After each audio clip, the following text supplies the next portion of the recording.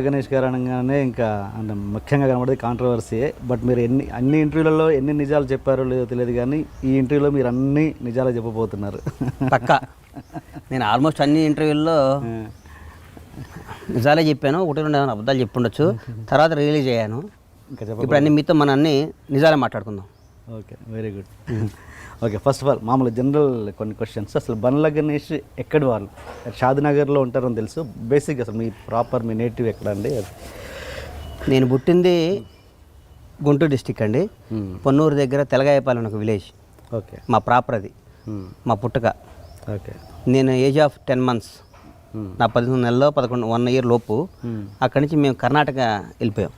Okay, కర్ణాటకలో Raichur district Sindhanur దగ్గర మా ఫాదరు వ్యవసాయం చేయడానికి మా అన్నయ్యని నన్ను తీసుకొని మా మదర్ తొలగుతో, అంటే అక్కడ గుంటూరు జిల్లాలో బతకలేక, ఓకే, ఓకే, చిన్న ఫ్యామిలీలు అక్కడ బతకలేక కర్ణాటక వెళ్ళి అక్కడ పత్తి వ్యాపారం చేసేవాడు, పత్తి వ్యవసాయం చేసాం.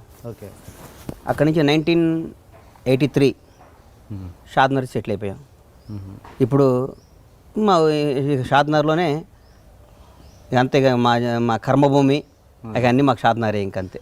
అంటే ఏంటి ఒక విధంగా మీరు అక్కడ నుంచి వలస వచ్చిన వాళ్ళు అనుకోవచ్చు. అంతే, వలస వచ్చిన వాళ్ళమే కదా, వలస వచ్చిన వాళ్ళమే షాద్నగర్లో సెటిల్ అయిపోయిన వాళ్ళమే. ఎందుకు ఆ ప్లేస్ పర్టికులర్ సెలెక్ట్ చేసుకున్నారు మీరు? మా నాయనకి తెలుసు అది. అప్పుడు ఎందుకు షాద్నగర్ పౌల్ట్రీకి పెడదామని ఇది ఉంది. 1983-84లో మా ఫాదర్ 2000 బర్త్స్తో పౌల్ట్రీ స్టార్ట్ చేశారు. అక్కడి నుంచి అప్పుడు నేను 6th class ఎంత ఉన్నాను. అక్కడ పౌల్ట్రీలో ఇప్పుడు మీరు ఆల్మోస్ట్ నెంబర్ 1 లాగా. తెలంగాణ స్టేట్లో మేమే నెంబర్ 1 అండి, ఇండియాలో నెంబర్ 2. ఓకే, అవార్డు కూడా తీసుకున్నట్టున్నారు. అవార్డు మేము పౌల్ట్రీలో మేము నెంబర్ 1 సార్. మా ప్రొడక్షన్ కానీ ఏమైనా మేము డైలీ మాకు 20 లక్షల గుడ్లు వస్తాయి. ఓకే, హైదరాబాద్ స్టేట్లో రోజుకి ఒక 70-80 లక్షల గుడ్లు తింటే అందులో 20 లక్షలు మా గుడ్లే హైదరాబాద్ సిటీలో తినే గుడ్లు. స్పెషల్గా మీరు ఓన్ ఫ్యాక్టరీ అండ్ ఓన్ అన్నీ అసలు పౌల్ట్రీలో మాకు మేము ఒక రకంగా లేయర్లో వీఆర్ డిక్టేటర్స్. ఓకే, హైదరాబాద్లో మేము శాసిస్తాం రేటు కానీ ఏమైనా కానీ. Very good, very good. Okay, and me education ఏంటి? ఇంటర్మీడియట్ ఫెయిల్ అయ్యా సార్. అవునా? అంటే ఎడ్యుకేషన్ చాలా పూరా లేదా? అసలు చదువు వచ్చేది కదా, మరి ఏం చేయమంటారు. 6th, 7th, 8th అప్పటి నుంచే షాద్నగర్లో ట్రైన్ ఎక్కి హైదరాబాద్ వచ్చి, హైదరాబాద్లో అప్పుడు ప్రతిఘటన సినిమాలు ఆడుతుండేది. అప్పుడు దీపక్ థియేటర్ అని ఒకటి ఉండేది, కాచిగూడలో కుమార్ థియేటర్ అని ఒకటి ఉండేది. షాద్నగర్లో ట్రైన్ ఎక్కేవాళ్ళం దొంగతనంగా, దిగేవాళ్ళం సినిమా. అక్కడ ఒక పాన్ షాప్లో బ్యాగ్ ఇచ్చేవాళ్ళని, వచ్చి సినిమాలు 2-3 చూసి సాయంత్రం టైంకి ఇంటికి వెళ్ళిపోయి స్కూల్ నుంచి వెళ్ళినట్టు ఇంటికి వెళ్ళేవాళ్ళం. చదువేం వస్తుంది ఇంకా అది. ఓకే, ఇప్పుడేంటి మరి ఆ మిస్సింగ్ అంతా పిల్లల మీద చూపిస్తున్నారా? పిల్లలు ట్విన్స్ అని విన్నాను. అవును, నాకు 2 పాపలు 1 బాబు అండి. 2 పాపలు? 2 బాబులు 1 పాప. 2 బాబులు ట్విన్స్. వాళ్ళని బాగా చదివిస్తున్నట్టున్నారు. బాగా చదువుతారు సార్ వాళ్ళు. వాళ్ళు బ్రహ్మాండ స్కూల్ ఒక్కరిజిలో చదువుతారు, వాళ్ళు బాగా చదువుతారు వాళ్ళు. Okay, okay. అండ్ ఆర్టిస్ట్ కంటే మీరు ఆర్టిస్ట్గా అయ్యే కంటే ముందు మీరు మేనేజర్గా చేసినట్టున్నారు. నేను బేసిక్గా 10th class అయిపోయినాక హైదరాబాద్ వచ్చే సార్, ఏజ్ ఆఫ్ 15, నా 15 సంవత్సరం. 10th వచ్చి మధు ఫిల్మ్ ఇన్స్టిట్యూట్లో ట్రైనింగ్ అయ్యా. Okay, 1 year. I'm student of Madhu film institute. Okay, student interview అయిపోయినాక యాడ్లో మీద ఎప్పుడు ఫోటో కనబడదు? ఎవరో శ్రీకాంత్ గారు, శివాజీ రాజా గారు వీళ్ళందరూ కనబడదు, మీ ఫోటో ఎప్పుడు కనబడదు? వాళ్ళకి మన ఎదుగుదల గుర్తించలేదేమో ఇంకా. అది మన తప్పు కాదు. నేను మధు ఫిల్మ్ ఇన్స్టిట్యూట్ స్టూడెంట్ నేను. ఓకే, తర్వాత మధు ఫిల్మ్ ఇన్స్టిట్యూట్ అయిపోయినాక మళ్ళీ పోయి ఇంటర్మీడియట్ చేశా షాద్నగర్. మరీ చిన్నపిల్లోడరా నువ్వేంద్ర నాయన అన్నారు. పోయి ఇంటర్మీడియట్ చేస్తే అన్నీ ఫెయిల్ అయ్యా, అన్నీ ఫెయిల్, ఇంక్లూడింగ్ తెలుగు. ఒక కామర్స్ ఏదో ఒక దాంట్లో పాస్ అయ్యా. ఇది అయ్యే పని కాదురా అని చెప్పి మళ్ళీ వచ్చి ప్రొడక్షన్ మేనేజర్గా జాయిన్ అవుతాం. ఇండస్ట్రీలోనే ఉండాలి. నాకు ఫ్రెండ్ ఉన్నాడు రమేష్ రెడ్డి అని. ఓకే, చిన్న చిన్న వేషాలు వేసాడు, ఇప్పుడు కూడా నా ఫ్రెండే. ఓకే, రమేష్ రెడ్డి ఇద్దరం కలిసి మేము అందరం రూమ్లో ఉండేవాళ్ళం యూసఫ్గూడలో. నేను రమేష్ రెడ్డి, వినోద్ బాలా అని మేమందరం కలిసి రూమ్లో రూమ్మేట్స్ మేమందరం.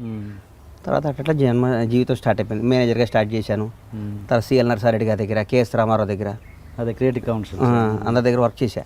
ఓకే, వర్క్ చేసేవాడు వాళ్ళని డబ్బులు ఇచ్చేవాడు కదా, నేను తీసుకునేవాడు కాదు. వర్క్ చేసి ఇండస్ట్రీలో ఉండాలి. ఎక్స్పీరియన్స్ పని చేసేవాడిని అంతే. ఓకే, అంతే కదా ఎక్స్పీరియన్స్. అంటే మీరంతా ఒక రేంజ్, అంటే ఏమంటారు, ఫైనాన్షియల్గా ఒక రేంజ్ చూసిన వాళ్ళు. అంటే అంతకుముందే మేనేజర్గా జాయిన్ కాకముందే మీరు ఒక ఫైనాన్షియల్గా బాగా. మేము ఎప్పుడు ఫైనాన్షియల్గా నేను ఇబ్బంది పడింది లేదు సార్. బాగా మంచి వెల్ సెటిల్ అంటే అబవ్ యావరేజ్ ఫ్యామిలీ. మా నాయన అప్పుడే వచ్చి నాకు రూమ్కి వచ్చి 2000 1000 ఇచ్చిపోయేవాడు పాపం. Okay okay. నేనేం ఇంటికాడ డబ్బులు తీసుకునేది ఏందా అనుకునేవాడిని. నేను ఇంటికాడ డబ్బులు తీసుకోవద్దు అనుకునేవాడిని. ఓకే. అట్లాగే మా నాన్న వచ్చి పాపం ఇచ్చిపోతూ ఉండేవాడు. మా నాన్న బాధ అనిపించేది నాకు, మా నాన్న దగ్గర డబ్బులు తీసుకుంటున్నాను అయిందని.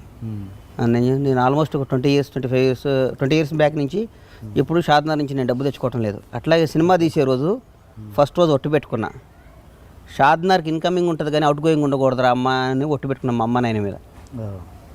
Very good. మా ఊరికి డబ్బులు పంపించాలి కానీ తెచ్చుకోవద్దు నేను హైదరాబాద్. అందుకని నేను హైదరాబాద్ ఒక రూపాయి దాన్ని. ఓకే. ఇక్కడ వస్తే ఏదైనా షాద్నగర్ పంపిస్తాం అంతే. మా జీవితం షాద్నగరే కాబట్టి. గుడ్. నేను అనేది ఫైనాన్షియల్ బాగా చూసిన వాళ్ళు, అంత ఎంత కొంత చూసిన వాళ్ళు ఇక్కడ మేనేజర్ కంటే మీకు చిన్న చిన్న అవమానాలు ఉంటాయి కదా, ఎలాంటివి జరిగాయి? అన్నీ కేఎస్ రామారావు గారికి బీపీ ఎక్కువ, అరుస్తుండేవాడు, భయపెడుతుండేవాడు. అయినా మనం ఇండస్ట్రీలోనే ఉండాలి. సినిమా అంటే పిచ్చి, సినిమా అంటే ఫ్యాషన్, సినిమా అనేది తప్ప ఇంకోటి ఏం లేదు. ఇక షాద్నగర్లో అందరికీ అప్పుడు ఇన్స్టిట్యూట్లో జాయిన్ కాలే, నాగేశ్వరరావు కొడుకు, నాగేశ్వరరావు కొడుకు సినిమా యాక్టర్ అంటారా అనేది మా వాళ్ళని మా కొద్దిగా ఎక్కిరింపులు. ఈడు పోయి హీరో అవుతాడా, యాక్టర్ అవుతాడా, అది అవుతాడా, ఇది అవుతాడని. ఒకరోజు ఉండలేనని షాద్నగర్ వెళ్ళిపోయినాక మా అమ్మ తెల్లారి నైట్ ఏమలేదు పాపం. అప్పుడు పోయి గౌలిగూడ పోయి బస్సు ఎక్కేది.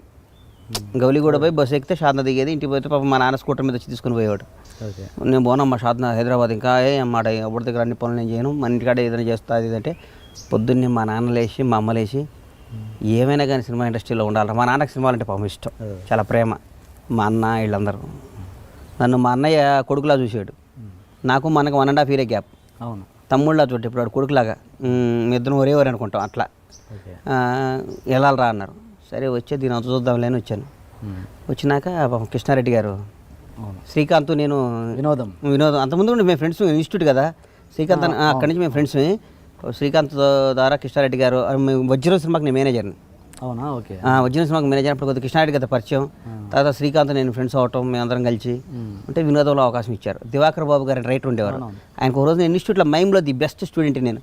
ఒకరోజు మైమ్ చేసి చూపించాను అక్కడ గెస్ట్ హౌస్లో. అమ్మ నువ్వేంటా అంటే నేను ఇన్స్టిట్యూట్ సార్ అని చెప్పా. పాపం దివాకర్ బాబు గారు కృష్ణారెడ్డి గారు రికమెండ్ చేయటం, వినోదం సినిమా అవకాశం ఇచ్చారు. Okay okay. అచ్చా, అలా వచ్చింది. అంతే అంతే. కృష్ణారెడ్డి, దివాకర్ బాబు గారు రికమెండ్ చేశారు. అచ్చిరెడ్డి గారు, కృష్ణారెడ్డి గారు చూశారు. కృష్ణారెడ్డి గారు పాపం ఆయన. నాకు బాగా గుర్తు, వినోదం ఒక సక్సెస్ మీట్లో మీరు బాగా కన్నీళ్ళు పెట్టుకొని నాకు లైఫ్ ఇచ్చింది ఎస్వి కృష్ణారెడ్డి గారు అని కన్నీళ్ళు పెట్టుకున్నారు. గుర్తు. మీరు అప్పుడు ఉన్నారు ఇండస్ట్రీలో? ఎంత వయసు సార్ మీది? నా కృష్ణారెడ్డి గారే కదా సార్. మరి అంతకుముందు ప్రొడక్షన్ మేనేజర్ అంటే నా స్థాయికి తగ్గ పని కాదు. నేను అంత నా మనసుకు తెలుసు నేనేందో. ఓకే. ఆర్టిస్ట్ అవుదామని ఇన్స్టిట్యూట్ ట్రైనింగ్ అయ్యాను. కృష్ణారెడ్డి గారు ఇచ్చారు నాకు. తర్వాత 2-3 సినిమాలు, కొన్ని సినిమాలు యాంకరేజ్ చేసి వాళ్ళు యాక్షన్ ఇచ్చారు. కృష్ణారెడ్డి గారు నన్ను ఒక రకంగా చెప్పాలంటే ఓ తమ్ముళ్ళ చూసేవాడు సార్ నన్ను. మరి ఆ విషయాలు తెలాలంటే ఇండస్ట్రీలో ఉండక్కర్లేదుగా, బయట ప్రేక్షకులు కూడా చూస్తారు కదా. మీరు ఉన్నారు అర్థమైపోయింది. మీరు మనలా లాంగ్ జర్నీ ట్రైన్ మీద.